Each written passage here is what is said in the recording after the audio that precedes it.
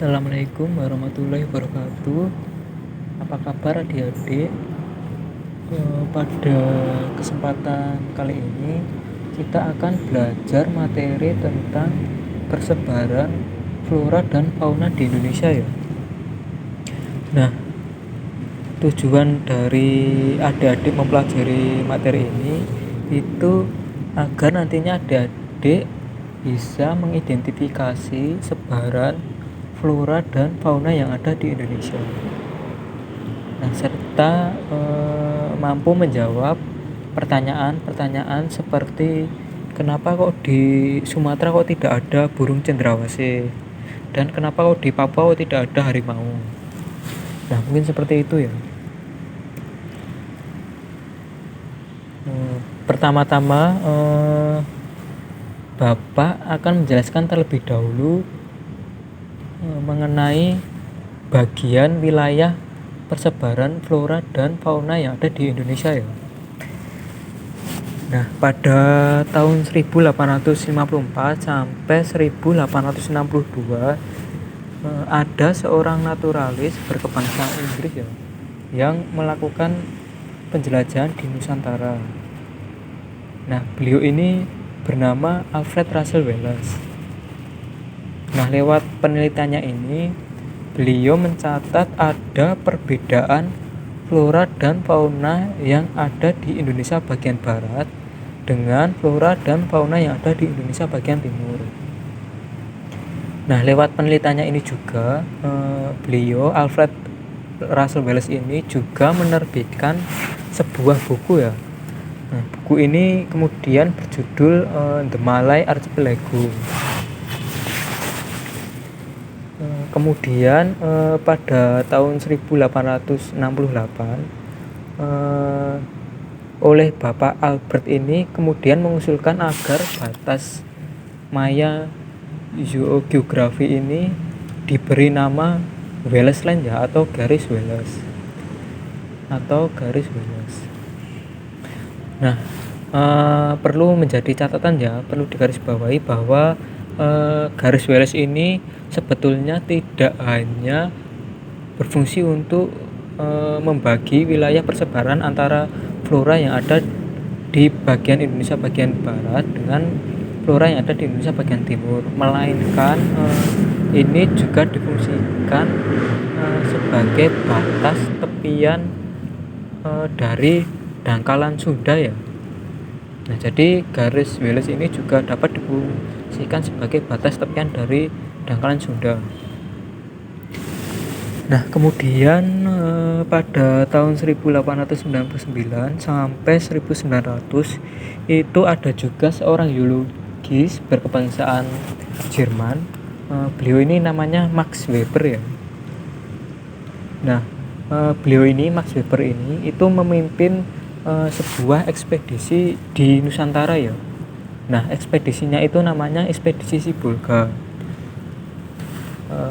Dari ekspedisi ini salah satu hasilnya itu diketahui bahwa 50% flora dan fauna yang berada di sebelah barat dari garis Weber ini identik dengan flora dan fauna yang ada di Indonesia flora dan fauna yang ada di Asia atau Asiatis ya. Kemudian 50% lagi itu flora dan fauna yang berada di sebelah timur dari garis Weber ini itu identik dengan fauna yang ada di wilayah Australia. Nah, kemudian ada garis kayal lagi ya. Nah, garis kayal ini itu mengikuti tepian dari dangkalan Sahul ya. Nah, garis ini namanya adalah garis Lydekker. Nah, kemudian garis ini dianggap lebih cocok ya sebagai kawasan transisi antara fauna yang ada di Asia dengan fauna yang ada di Australia atau Australis. Nah, mungkin untuk sejarahnya seperti itu ya. Kita lanjut lagi materi selanjutnya. Nah, materi selanjutnya adalah sebaran flora yang ada di Indonesia. Nah, untuk sebaran flora yang ada di Indonesia ini yang mendasari persebaran flora dan fauna di Indonesia itu adalah angin muson ya. Nah, dari angin muson ini sendiri akan mengakibatkan perbedaan kawasan vegetasi, karakteristik dan jenis flora yang ada di masing-masing wilayah Indonesia ya. Nah, angin muson ini sendiri itu terjadi sebagai akibat dari adanya gerak semu tahunan matahari ya.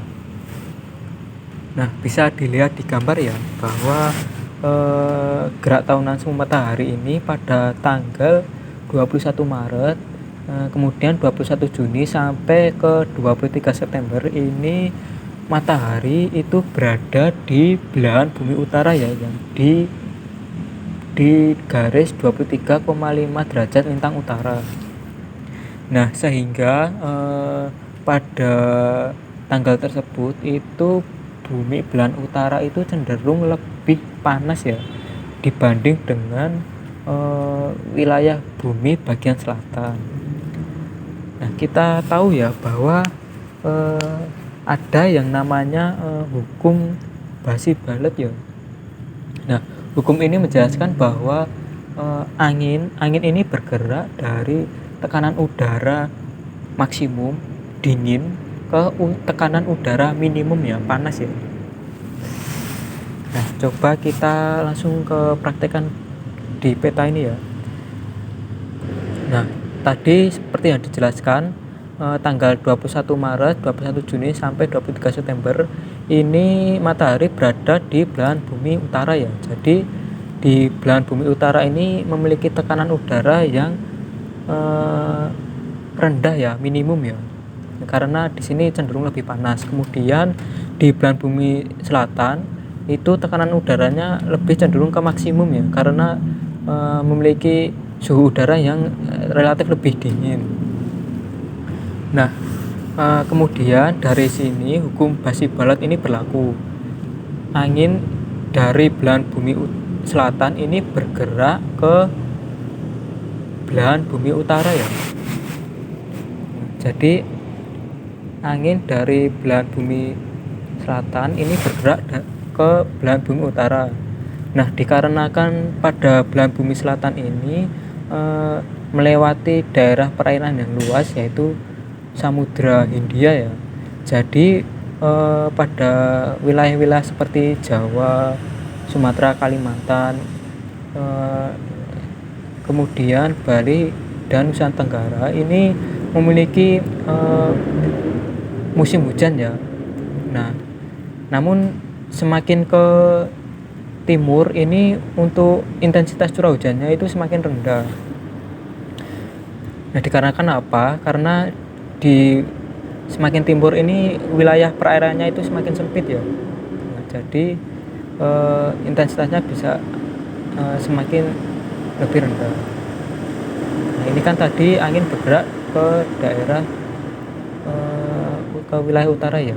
Ini sesuai dengan hukum Basi-Balet ya. Jadi angin bergerak di belahan bumi utara itu searah jarum jam. Nah, kemudian pada tanggal 23 September, 20 Desember sampai 21 Maret ini kemudian matahari itu berada di belahan bumi bagian selatan ya. Jadi sehingga pada belahan bumi selatan ini cenderung suhunya itu lebih panas, sehingga tekanan udaranya itu tekanan udara minimum ya, karena panas. Kemudian di belahan bumi utara ini tekanan udaranya cenderung lebih ke maksimum ya, karena dingin ya. Nah, jadi di sini nanti angin bergerak dari belahan bumi utara ke belahan bumi selatan ya. Nah, dikarenakan di sini melewati wilayah perairan yang luas yaitu Laut Cina Selatan ya. Jadi di sini nanti wilayah Sumatera, Kalimantan ini hujan, mengalami musim hujan. Namun untuk di wilayah Jawa kemudian sampai ke Nusantara Tenggara ini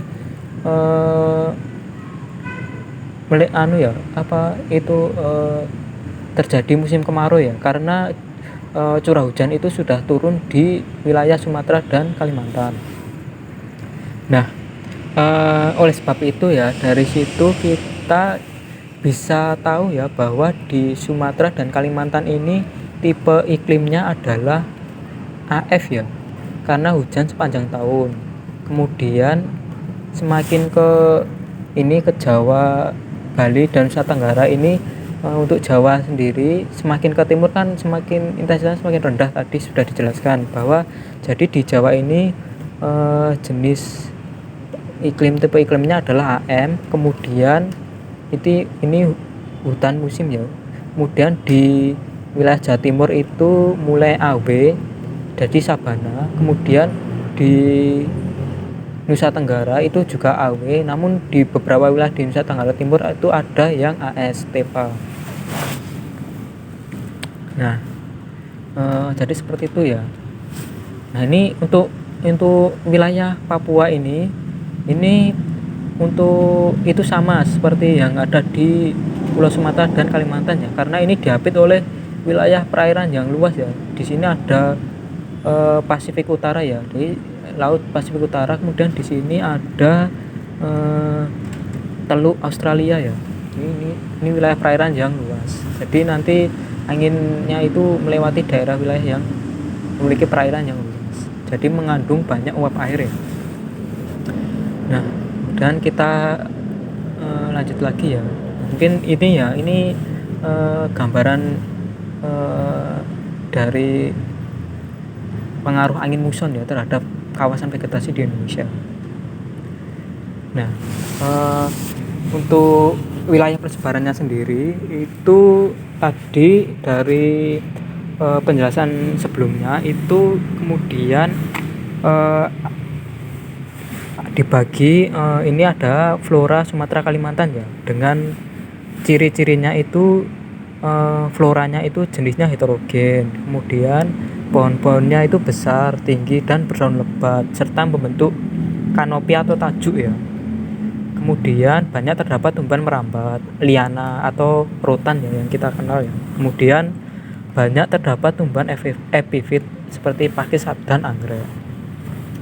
Nah, ini merupakan ciri-ciri dari hutan hujan tropis ya, yang tadi yang diidentifikasi sebagai tipe iklim AF.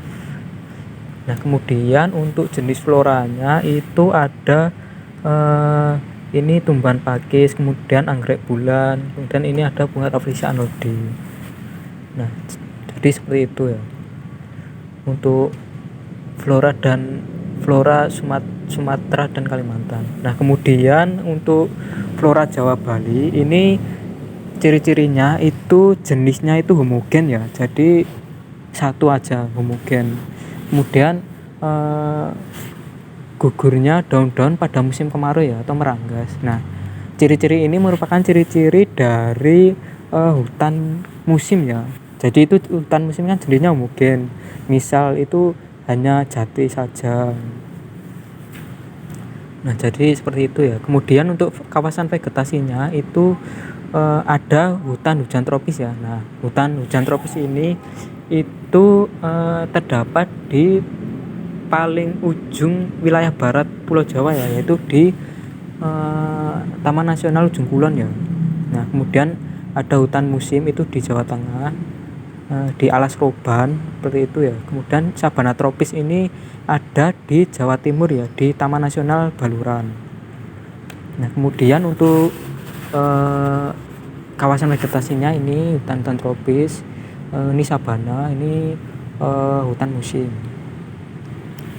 Nah, kemudian selanjutnya adalah flora dari Kepulauan Weles ya. Nah, wilayah flora Kepulauan Weles ini termasuk dalam wilayah iklim AF ya, sedang, dengan dicirikan curah hujan kurang dari 60 mm per bulan. Nah, vegetasi yang tumbuh di kawasan ini adalah jenis vegetasi dengan asosiasi panas ya, asosiasi panas dan kering. Nah, untuk contoh vegetasi yang terdapat pada kawasan Kepulauan Weles ini itu ada vegetasi sabana dan stepa di daerah Nusa Tenggara ya. Kemudian vegetasi hutan, ini hutan hujan tropis ya, di pegunungan di Sulawesi. Kemudian ada vegetasi hutan campuran di Maluku ya. Ini contoh jenis floranya, ada pala, cengkeh, kayu manis, kenari, kayu eboni, dan sebagainya ya. Nah, ini untuk vegetasinya ya, ini sabana di Sumba, kemudian ini hutan campuran di Maluku. Oke, kita lanjut aja lagi. Nah, kemudian yang terakhir untuk persebaran flora di Indonesia adalah flora Papua ya. Nah, pada wilayah ini itu memiliki iklim yang lembab ya. Jadi seperti yang sudah dijelaskan sebelumnya, ini sama seperti yang Indonesia bagian barat. Namun ada keunikan ya, bahwa hutan hujan tropis yang ada di Papua ini memiliki kesamaan karakter dengan hutan hujan tropis yang ada di Queensland, Australia Utara ya. Nah, kemudian Pulau Papua ini juga memiliki hutan kabut ya. Ini mengindikasikan bahwa hutan di wilayah Papua ini memiliki kelembaban yang tinggi. Nah, ini adalah kawasan vegetasinya ya. Ini penduduknya yang memanfaatkan hutan. Kemudian ini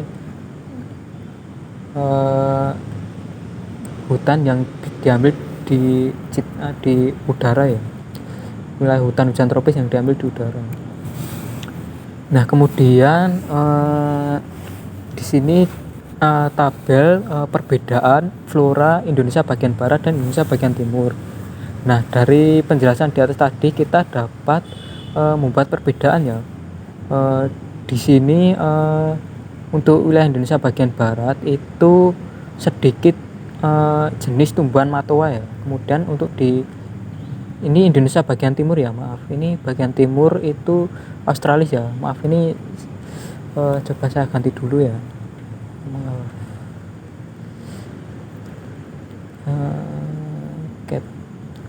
ini saya ganti dulu, ini bagian timur ya, ini Australis.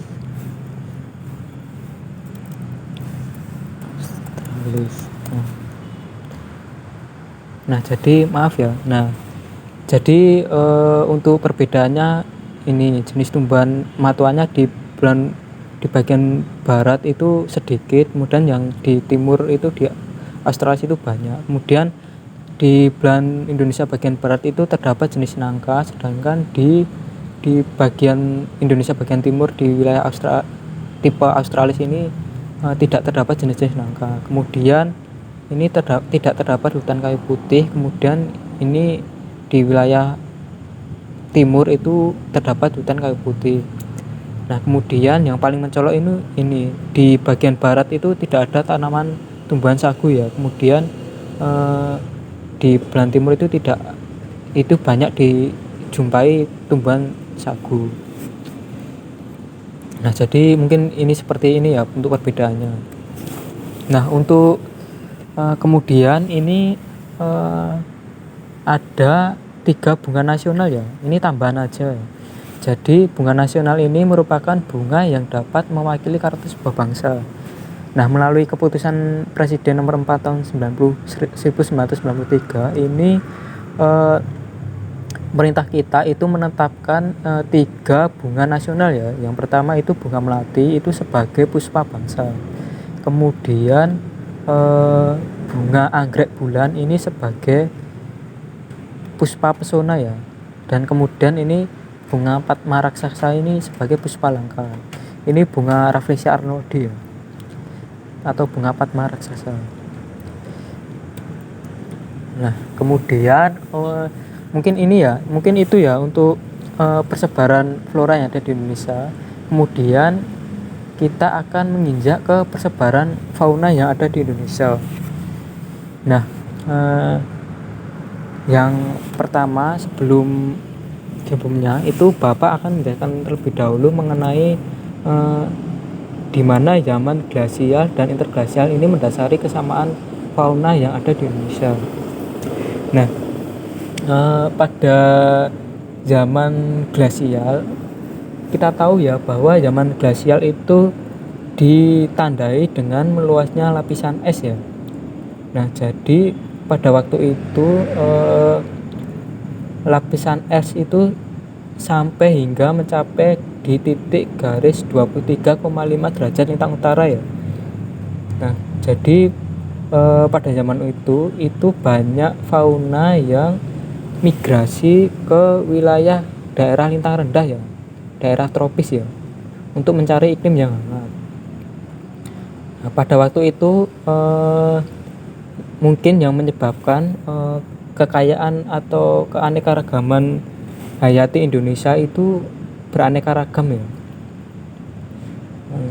Nah, kemudian setelah zaman glasial itu terjadi zaman interglasial ya. Nah, interglasial ini ditandai dengan mencairnya lapisan es ya. Jadi ini yang dulunya dataran-dataran ini menyatu itu kemudian terendam air ya, sampai ketinggian sekitar 200 meter ya. Nah, jadi untuk dataran-dataran yang kurang dari yang tingginya 200 meter itu akan otomatis akan terendam ya. Nah, mungkin seperti itu ya. Nah, kemudian untuk persebaran faunanya itu yang pertama itu ada fauna Indonesia tipe asiatis ya. Nah, untuk karakteristiknya itu yang pertama itu terdapat hewan-hewan yang mirip dengan hewan di benua Asia ya. Kemudian ada binatang menyusui mamalia berukuran besar, kemudian banyak dijumpai berbagai jenis kera. Kemudian untuk jenis faunanya itu ada harimau, orangutan, kemudian ini badak bercula satu, gajah, dan tapir. Nah, kemudian yang kedua adalah fauna Indonesia tipe peralihan ya. Nah, untuk karakteristiknya itu ini bersifat khas dan berbeda dengan hewan di Indonesia bagian barat dan timur. Kemudian jenis faunanya itu bersifat endemik atau hanya dijumpai di daerah itu saja. Nah, di sini itu di wilayah tipe peralihan ini Bapak bisa menyebutkan bahwa fauna Indonesia tipe peralihan itu merupakan faunanya asli wilayah Indonesia ya. Nah, karena apa? Di wilayah ini kan wilayah peralihan ini kan itu ya, untuk wilayah-wilayahnya itu Sulawesi, kemudian Maluku, dan Nusa Tenggara ya. Nah, coba kita dilihat di Google Earth ya, bahwa di sebelah barat Pulau Sulawesi ini cenderung memiliki perairan laut dalam ya. Kemudian di Maluku dan Nusa Tenggara ya. Nah, ini mengindikasikan bahwa pada zaman dahulu itu memang pulau-pulau ini merupakan pulau asli ya. Jadi tidak terikat atau bergabung dengan ini Dangkalan Sunda ataupun ini tergabung di Dangkalan Sahul ya. Nah, jadi ini pulau-pulau merupakan pulau-pulau asli. Nah, mungkin ini yang menyebabkan faunanya itu endemik ya, tidak sama dengan fauna yang ada di Indonesia bagian barat dan Indonesia bagian timur ya. Namun di beberapa ini di Bali dan Nusa Tenggara itu ada kesamaan ya. Tapi ada kesamaan untuk di wilayah Bali dan Nusa Tenggara. Nah, kemudian ini untuk jenis faunanya itu ada biawak dan komodo, kemudian babi rusa, maleo, dan anoa. Nah, kemudian kita lanjut ke fauna Indonesia tipe australis. Nah, untuk karakteristiknya sendiri itu bersifat khas dan berbeda dengan hewan yang ada di Indonesia bagian barat ya. Maaf, ini salah ya, ini coret aja, sebentar ya. Nah, ini coret aja. Nah, jadi bersifat khas dan berbeda dengan hewan yang ada di Indonesia bagian barat. Kemudian jenis faunanya bersifat nah, ini maaf salah lagi ya. Eh, ini jenis faunanya itu sama seperti yang ada di benua Australis ya, atau Australia. Nah, untuk jenis faunanya sendiri itu ada kanguru pohon, cendrawasih, dan kakak tua ya. Nah, kemudian ini perbedaan fauna ya. Maaf ini fauna lagi ya. Banyak yang tipe ya. Ini mengerjakannya kebetulan agak mepet ya. Jadi maaf ya adik-adik. Nah, ini perbedaannya itu untuk di fauna asiatis itu hewan menyusuinya itu besar. Kemudian untuk yang di Australia itu kecil-kecil ya. Kemudian tidak ada hewan berkantung. Kemudian di Australia itu ada hewan berkantung. Kemudian lagi di wilayah asiatis itu terdapat berbagai jenis kera ya. Kemudian untuk di wilayah Australia itu tidak ada. Nah, mungkin perbedaannya seperti itu ya. Nah, tambahan lagi ya, ini dalam rangka tahun lengkap hidup pada tahun 1993 ini Presiden kita RI ini menetapkan 3 satwa nasional ya. Pertama adalah elang Jawa sebagai satwa langka, kemudian komodo sebagai satwa nasional, kemudian ikan siluk merah sebagai satwa pesona.